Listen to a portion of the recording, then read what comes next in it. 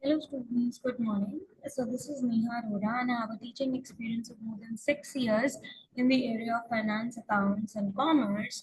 And I, along with my brother Sahil Arora, the founder of Eco Adda, have decided to utilize our teaching experience to help you guys with the preparation of CUET 2025. So I will be taking up the subjects of accountancy, whereas my brother or Sahil will be taking the subject of economics.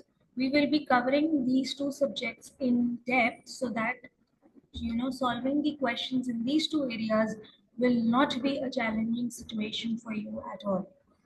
So let's start with the syllabus of accountancy. So you have to handle 40 questions out of 50 questions that needs to be attempted by you. So the syllabus is as follows. So you have to account for NPOs and partnership firms. So Unit 1 talks about accounting for NPOs. So the purpose of NPO is not to make profit. So how do the financial accounts of NPOs differ from that of a profit-making organization? The cash flow statement is having a different name here, which is receipt and payment account. Similarly, the profit and loss account is having a different name, which is income and expenditure account, and it is also having a balance sheet. So how to make these accounts is something that we'll be covering in Unit 1. Unit 2 and 3 talks about partnership. So how to account for partnership, and what are the financial accounts, how do we prepare them in case of partnership, what happens in case when there is a change in the profit sharing ratio, maybe because of the addition or removal of a partner. Similarly, how to adjust for goodwill in case of admission, how to adjust for goodwill in case of retirement, what happens, and all of that will be covered in unit 2 and 3 related to partnership. Unit 4 is talking about dissolution of partnership. So when the partners have start uh, agreed to dissolve the partnership firm, or maybe because of the insolvency of partner, it has been decided that the partnership firm will be dissolved. How to make the realization account, and what are the various accounts that needs to be prepared, how to handle them will be discussed in unit 4. Then unit 5 talks about accounting for share and debenture capital. So what are shares, what are debenture capital, which instruments give the ownership, whereas which instruments give the lending kind of an instrument, which is the lending kind of an instrument, how to issue them, what happens when they are issued at par, premium or at discount, what are the various calls, what are the calls which have been made, and what are the calls which have been received by the organization, what happens in case of forfeiture of shares, how to present these shares and debentures in the balance sheet, and similarly about the issue of debentures as well. So we will be taking this in unit 5. Apart from issue, there will be redemption of debentures as well, that we will be discussing in this particular unit. Next is unit 6, analysis of financial statement. One is making the financial statements. Next is analysis, using your academic lens in such a way that you can connect the dots between the various financial statements that we have. So we have profit and loss account, we have balance sheet, we have cash flow statement, and what happens when there is increase in debtor? Should we link it with the increase in cash collection also, that we can analyze the cash flow statement. So things like that, how to analyze the different components of the financial statements and make an understanding of it, how to analyze the ratios from a given set of financial statements will be discussed in unit 6. Next, in unit 7, we have the preparation of cash flow statement.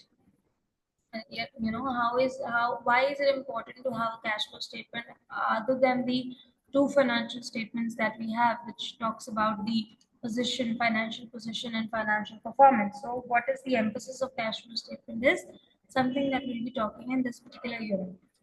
Next, because of the increase in computers, we have the next part of the syllabus, which talks about the computerized accounting system, how to use it, how to use Excel and the database management system in the accounting process to ease the accounting process and to have the advantage of the technology.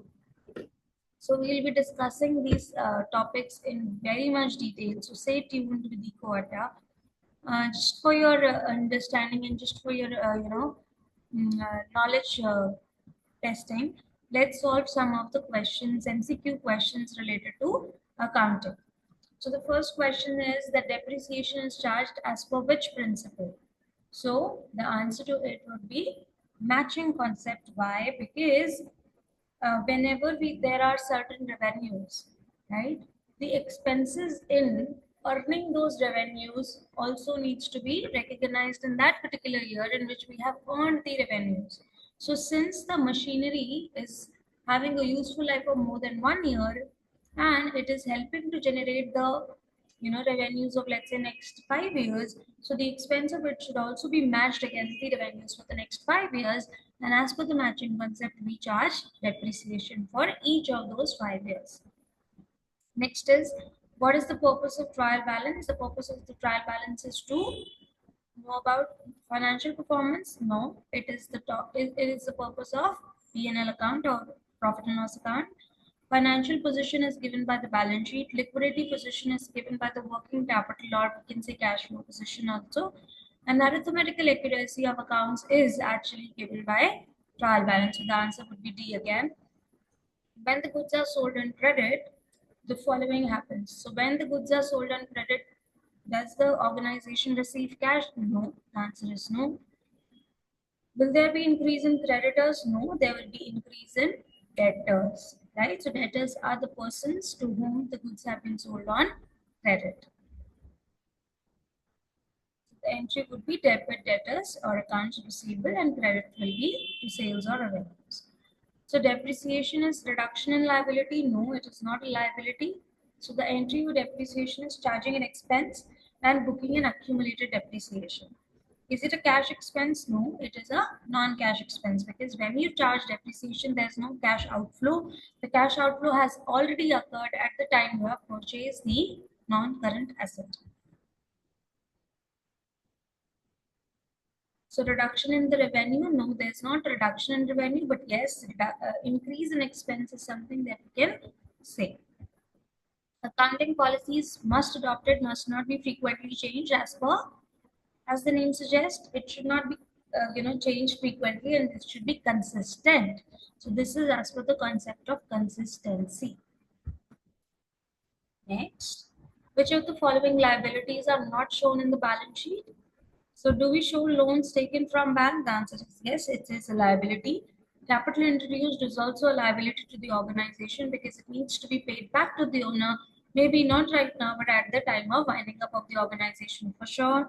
Goods bought on credit from suppliers is again a current liability, and bank guarantee issued by a bank is not a liability, it is only a contingent liability. So D is something that will not be shown on the balance sheet, rather it will be an off balance sheet item and shown as a contingent liability. Credit balance in the bank in the company's cash book. So in the passbook, if there's bank credit balance, it means that it is a positive balance.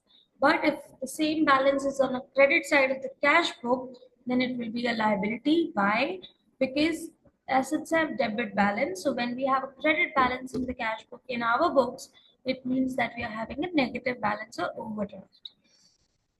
Next, which statements tells what the organization owes and owns? Owns means the resources, which are assets, and owes means that we need to give.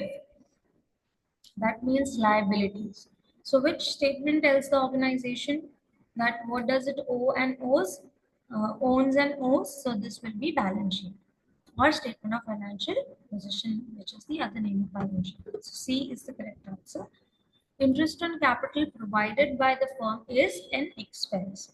Because capital is introduced by the owners, the interest is paid by the company or organization with the owners. It will be an expense for the company. Similarly, interest on drawings will be an income for the company. Drawings made by the owner belongs to capital account, drawings account, all of those are personal account. Why? Because that actually belongs to a particular person. So questions like these we will be introducing we will be giving you questions like these in every class so that you know how to handle these types of questions and you know how to apply the concept of accountancy in your multiple choice questions. So that is it for today's lecture. Stay tuned with Eco Adda for such regular updates, and if you want to crack CUET 2025 in a very easy manner, be with us. Thank you.